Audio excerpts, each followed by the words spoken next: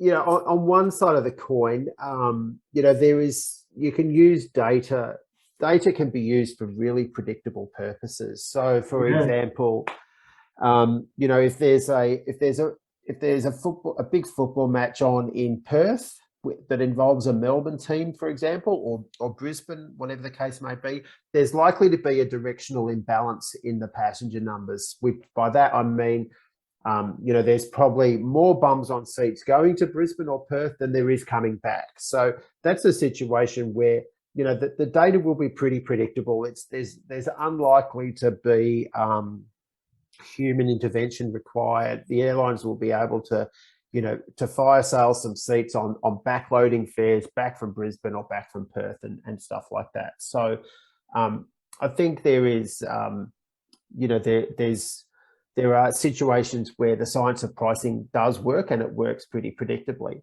I think there's also situations where the behavioral side of pricing can work in the absence of data. Now, I remember when we had a little bit of a rehearsal about this podcast, that we were going to have a little chat about a pricing page on a website that you're quite familiar with, and it looks to me like that pricing page has gone. But if you're a startup, you haven't got data to actually analyze and make a data-driven pricing decision, and that's where some of the psychological stuff comes in. So, do you put the most expensive package on the left-hand side of your page or the right-hand side of the page?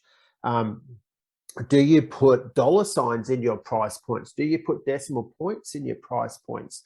Do you express your prices as monthly, 6 monthly, annually, or do you just express them all as a price per month because they become they become cheaper? So I think there's some interesting examples where behavioral, the art side of pricing is going to work full stop, and the science side of pricing is going to work full stop, and you don't have to worry about the other side.